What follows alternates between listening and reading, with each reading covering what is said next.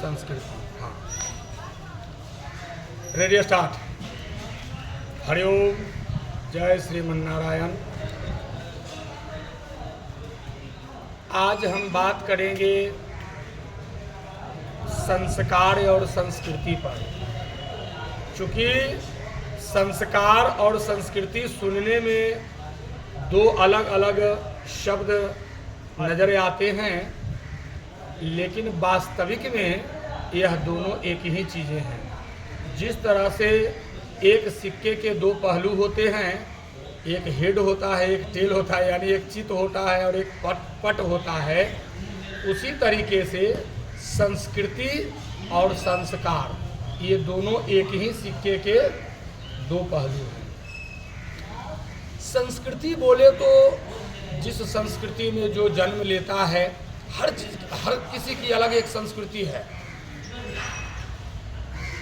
और उसी संस्कृति से जो उत्पन्न होते हैं आपके अंदर में गुण, विद्या, ज्ञान इत्यादि जो भी चीज़ें हैं, ये हो गए आपके संस्कार। तो पहले संस्कृति, उसके बाद संस्कार। तो आज हमारी संस्कृति पर संकट आया हुआ है। आप शायद इस बात को भली भांति न जानते हों, लेकिन बंधुवर, आप रोज़ समाचार में सुनते हैं, देखते हैं, थोड़ी देर के लिए महसूस भी करते हैं, लेकिन वो बात वही हो गई कि लोग जब मुर्दे जलाने जाते हैं तो शमशान में रहते हैं, देखते हैं मुर्दे को जलते हुए तो कहते हैं कि अरे छोड़ो यार, इस दुनिया में कुछ भी नहीं है। और जैसे ही शमशान से बाहर आया और फिर मोह माया में घुस गया। तो उसी तरीके से कि महसूस करते हैं कि आज हमारे धर्म के साथ, हमारी सभ्यता के साथ, हमारी संस्कृति के साथ बहुत अन्याय और अत्याचार किए जा रहे हैं। पहले भी होता था, लेकिन आज जो है, आज के समय में ज़रूरत से ज़्यादा हो रहा है।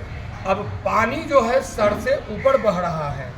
इसलिए बंधुवर, हमें अपने संस्कृति के प्रति जगना होगा।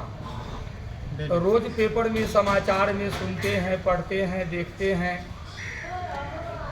इस संगठन ने उस संगठन को मारा, यहाँ आग लगा दिया, धर्म के नाम पर, जाति के नाम पर, संप्रदाय के नाम पर, कौम के नाम पर, ये सब जो आपस में लड़ रहे हैं, मर रहे हैं, कट रहे हैं, इनसे क्या होने वाला है मालूम है?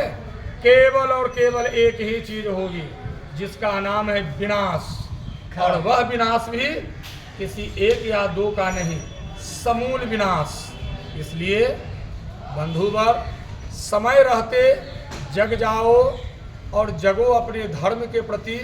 और मैंने अभी पहले भी बताया, अपनी सभ्यता, संस्कृति, संस्कार के प्रति। ऐसा न हो कि पैसे धड़े के धड़े रह जाएं और हम और आप खिसक लें। यूं ही जिसको कहा जाए कि राह रही में चला गया, तो राह रही में जाना है या कुछ काम कर कर करके जाना है। तो यदि राह रही में जाना है तो भैया जिस रास्ते को अपनाए हुए हो, पकड़े हुए हो, उस रास्ते पर तुम चलते रहो, क्योंकि तुम अपने शरीर के, तुम अपने जिस्म के, तुम अपने मन के मालिक हो। तुम्हें कौन कह सकता है, रोक सकता है? बांधा जाता है 4 पैर वाले को, 2 पैर वाले को आज तक किसी ने बांधा नहीं है। तो ये हो गया कि अब तुम जिस तरीके से अपने जीवन को अपनाना चाहते हो, बनाना चाहते हो, आप करो, उसके लिए स्वतंत्र हो भाई। लेकिन आपको यह भी सोचनी है कि मैं किस कुल का हूँ, किस खानदान का हूँ। हमारे बाप दादा परदादा, इन लोगों की पगड़ी क्या कहा जाता है? माथे का इज्जत, इसी को पगड़ी कहते हैं। कैसे बरकरार रहे, कैसे बचे। ये नहीं कि धन का, अच्छी बात है, धन कमाना अच्छी बात है, पैसे कमाने चाहिए, मैं भी इसका खुले रूप से समर्थन करता हूँ, सपोर्ट करता हूँ। लेकिन बंधुवर, इस धन के साथ साथ में यदि आप संस्कृति, सभ्यता को भी कमाएं तो यही आपकी पूंजी रहेगी।